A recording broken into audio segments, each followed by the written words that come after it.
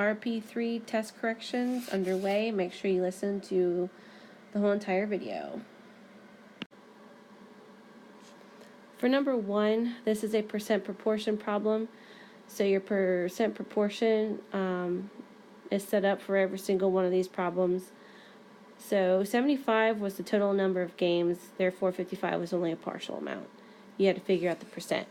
Once you cross multiply and divide, you end up getting 73.3% is how many games they won.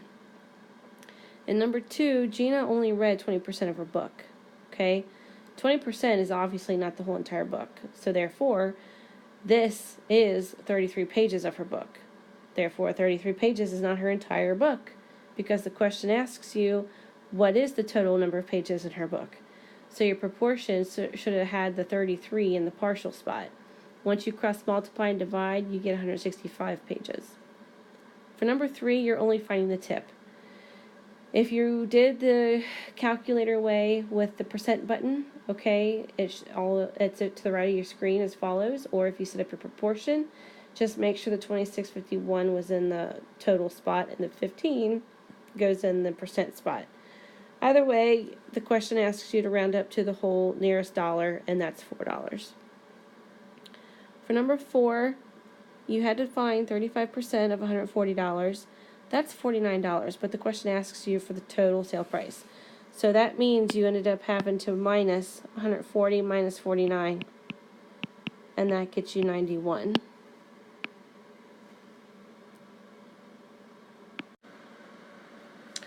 For number 5, all you had to do was set up your percent proportion, realizing that your percent goes over 100. You should have not answered C or D. So therefore, 240, we just need to figure out the placement of that, whether it's partial or total. Well, your question asks you, how many total students were enrolled?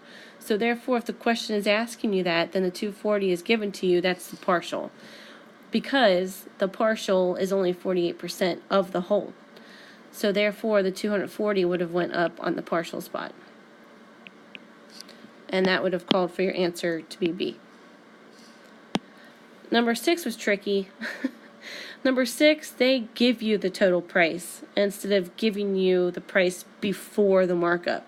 So all this time, we've been taking the price, finding the markup, and then adding the markup to that original price. But here, they give you the final price. So that was kind of tricky.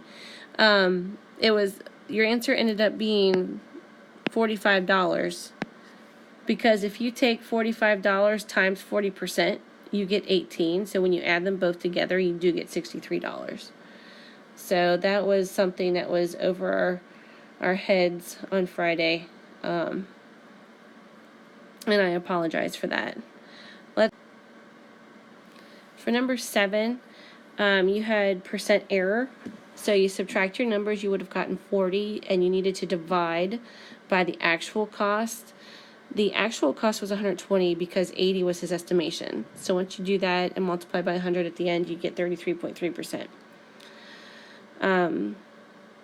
Number 8, again, this is percent of change. So we need to find that percent. We need to find that tax rate or that discount rate. So when you subtract the numbers, you divide it by the original amount, which was $4.25.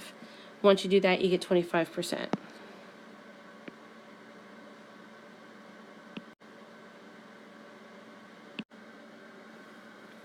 Number 9, you had to, again, do percent of change.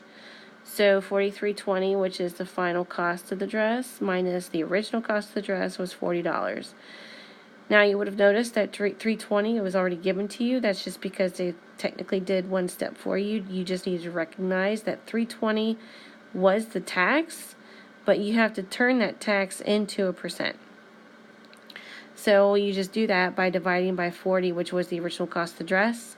Multiply it by 100 to turn it into a percent, you get 8%. Number 10 was a little tricky. Yeah.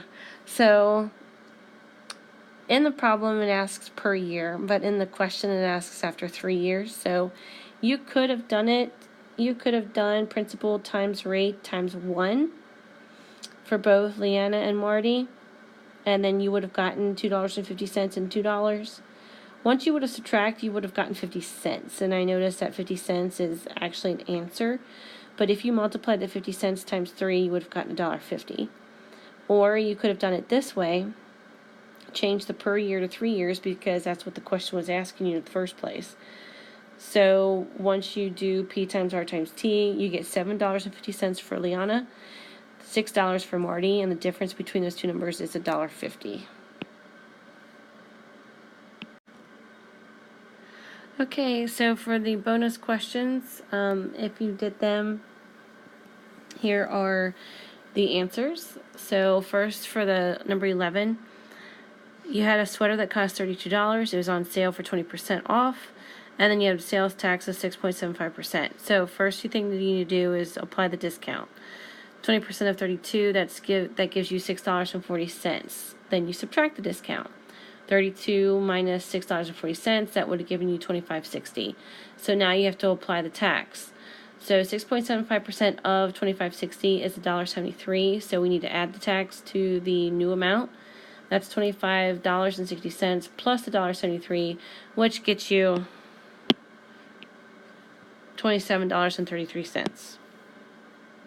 Now for the last problem, using the equation I equals PRT, you need to identify the parts. So you get P, R, T, and I over here to the side. The principal amount was the $9,350, and your interest amount was the $1,636, because it says right here the interest on the investment was that much. So that's what gave it away for it to be the I. So what we're going to do now is we're going to substitute into the equation what we have. So I'm going to lead off with the I. That equals our P times our rate times our years. So what I'm going to do is I'm going to simplify by multiplying the P with the years to get the right side of my equation simplified.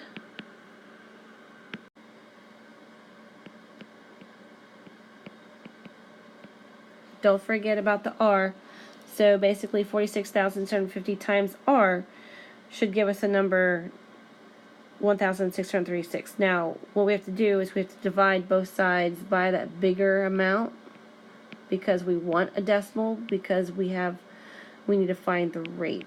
Our rate needs to be a decimal because it's a percent. So once we do that, you get, and then you just multiply by 100 to turn it into a percent,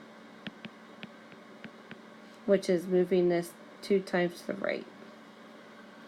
Therefore, our answer is B.